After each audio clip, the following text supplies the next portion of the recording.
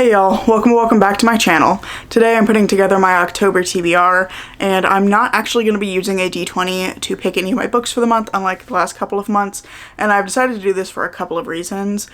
The smaller reason is just that October is going to be a much less busy month for me, so I want to give myself plenty of space for a mood reading where I can. September ended up being very busy because I had some travel I had to do for business, and I was also on a trip with my partner and his family, so it just was a bit busy for a couple of weeks in the middle there, and I didn't have a whole lot of free time around that because I was, packing and needing to do things to prepare for that, or kind of coming back and decompressing from that, so I didn't get as much free reading time in September as I would have liked, so I really want to give myself a little more space to breathe in October.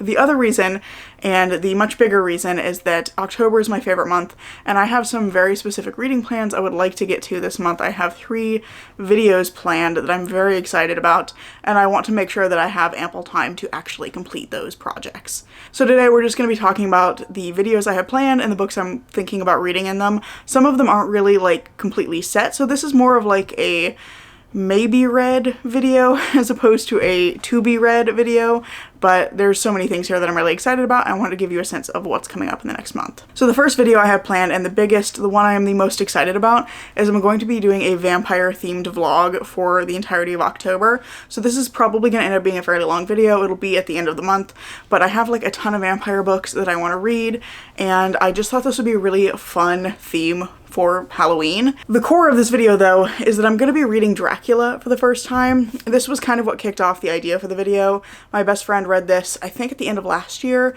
and possibly earlier this year, but she has been telling me ever since then that I need to read this, I need to prioritize it, because she said it's just super weird, and it's really interesting, the things out of it that have kind of remained in the public consciousness versus the pieces of it that have not kind of had that pop culture effect. So I'm very interested to read this. This was really the original plan, was just that I wanted to read Dracula for Halloween, and then I started thinking about it. I realized I had a lot of vampire books on my TBR. I realized also that I have a couple of vampire video games that I've been wanting to play, so I'm going to be doing that as well, and I found a vampire themed knitting pattern that I want to do. So really it is just going to be a vampire October vlog. That's the gist of it. The only book I know for certain I'm going to be reading in it is Dracula, but I have a pile of books that I'm going to be choosing from for the rest of the video, so I figured I'd give you a quick overview of the things that I might be picking. So I've got quite the stack here. We'll just run through them real quick. We have Empire of the Vampire by J. Kristoff, which I started 2 years ago. I read 200 pages. I need to restart it. But this is one that would be a Cursed Book Club pick if I go with that. And I also have Silver Under Nightfall by Rin Chupeco, which I've heard fantastic things about. I've heard the sequel's not as good, but I've heard so many good things about this one that I'm really excited to get to it. I just think it's going to be a really fun vampire story. And then on a more serious note, I have Woman Eating by Claire Coda. This is another one I've started and I would like to get back to and finish because I was really enjoying it. I picked it up in an opportune time for me. But this one I think is, kind of a journey of self-discovery for a young vampire, which I think is really interesting. Then I've got one that's, I think, a really good companion to Dracula, A Diary of Blood by S.T. Gibson, which is, if I remember correctly, a kind of retelling of Dracula, but from the perspective of one of his wives, and I believe it's also epistolary, so that sounds really interesting. I've got the Southern Book Club's Guide to Slaying Vampires by Grady Hendrix. Everyone and their mother read this several years ago. Everyone loved it, as far as I recall, and I've just been meaning to get to it for ages. Pumpkin has come to help, so if you see him in the background, there he is. I also have Dreadful Company by Vivian Shaw.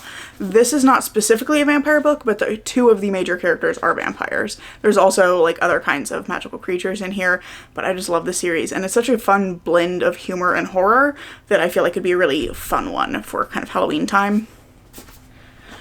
Then penultimate book here is Certain Dark Things by Sylvia Moreno Garcia, one of my favorite authors, and I'm interested on this take on vampires, so may pick this one up because it's short, but I always try to ration out her books a little bit, and I'm currently reading one of her books, so I don't know if I'll end up picking this one up this year or not, but I've been rationing them because I'm sort of slowly running out of her backlist to read.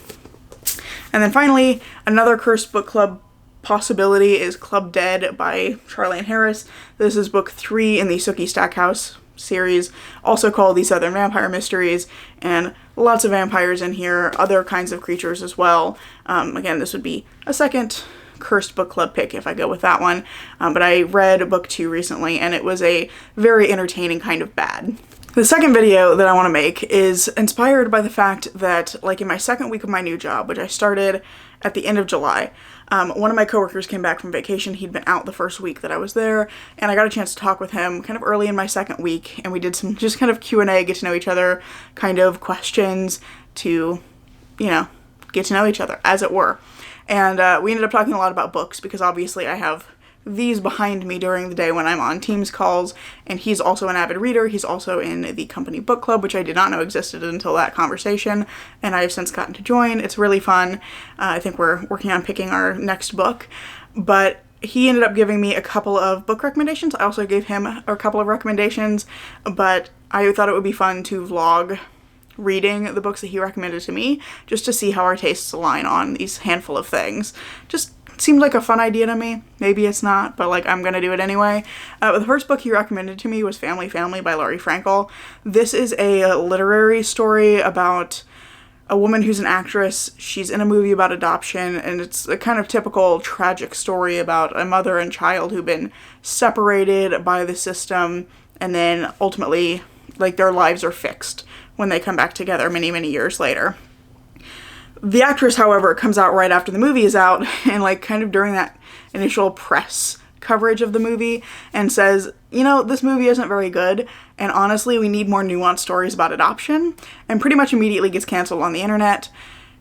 In reacting to that, she clarifies that she has in fact given a child up for adoption, and so she does have a leg to stand on in making this assertion about the movie, and that causes even more uproar, and the book is following her and her family as they deal with the fallout of that situation.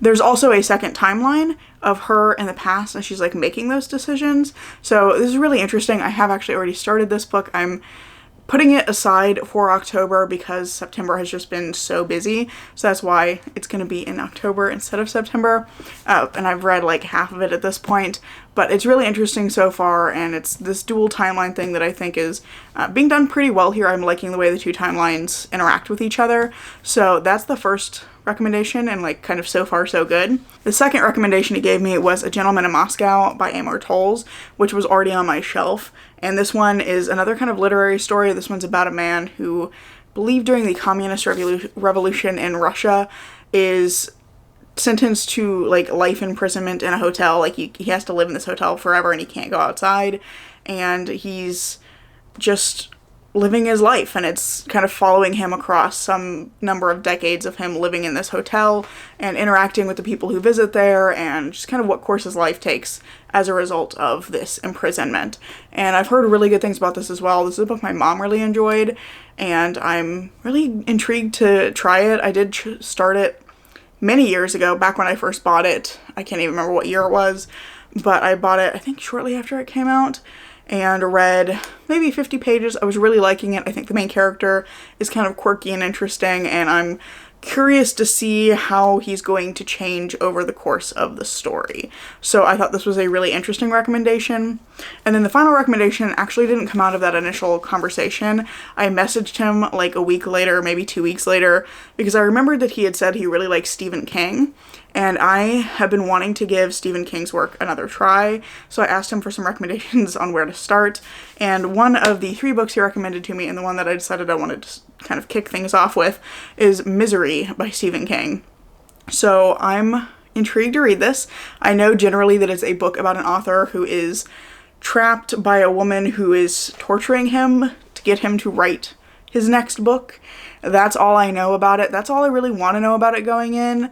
I know that Stephen King is a like beloved storyteller, and I can see why in the little bit of his work I've read already. I've read it, and I've read like half of The Green Mile, which was one of his, no, I take it back. I read like a third of The Green Mile, which is one of my coworkers' other recommendations for me. I had started that, but had to turn the audiobook back in, so I've got to wait until I can get it back again.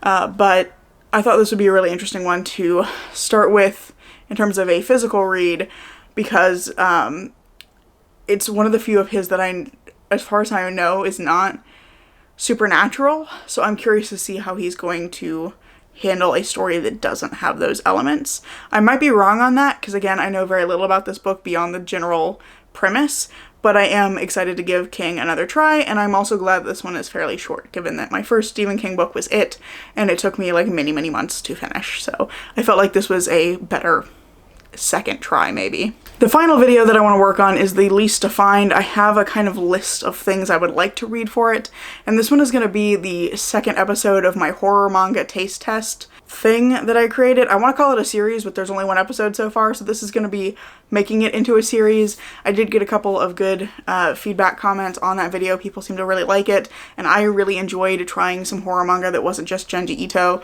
I do love Junji Ito's work, but up until that video, he was really the only horror artist that I was familiar with, so I was excited to try it. It was a lot of fun. I want to do another volume of it, or another episode, I should say. I keep wanting to call it volume 2. It's probably what's going to end up being in the title. I don't know exactly what I'm going to be reading for that yet. I'll put on the screen some covers from the ones that I'm considering.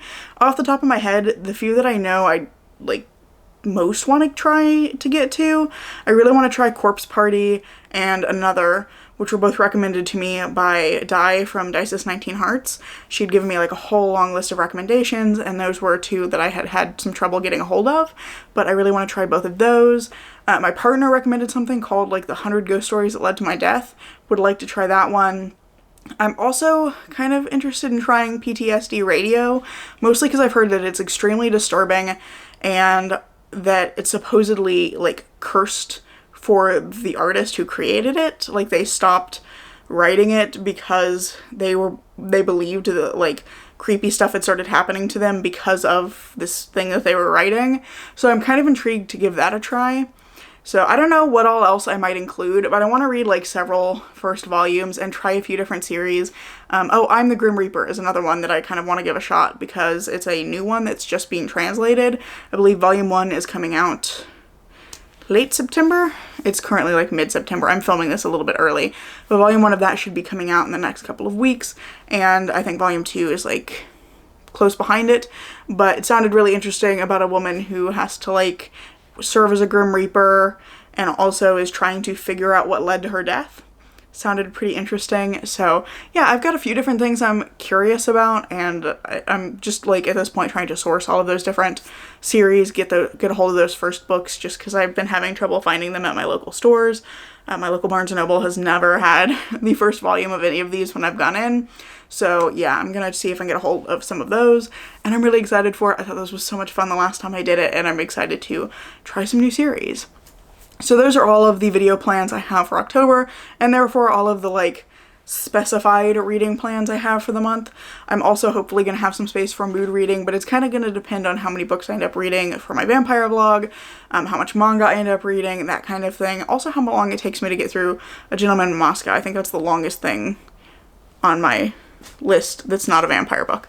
So we'll see. I don't know exactly how things are going to go in October, and I know that I am not always the best at sticking to reading plans, in part because there is no like consequence for me of not completing a plan. You know, if I don't get the video up, I replace the video with something else. But I'm really determined to get these videos done for October because I'm super excited for them, and I hope that seeing this video, seeing kind of what I've got planned, has you excited as well. And that is pretty much all I have for you today. Let me know down in the comments below what you're planning to read for October, maybe like what your most anticipated book for October is. I would love to know what you guys are going to be reading, and I really hope you've enjoyed this video. If you have, I hope you'll consider giving it a like, maybe even subscribing to see what comes next. Currently posting every Saturday with occasional Tuesday videos, and I hope to see you on the next video. Bye!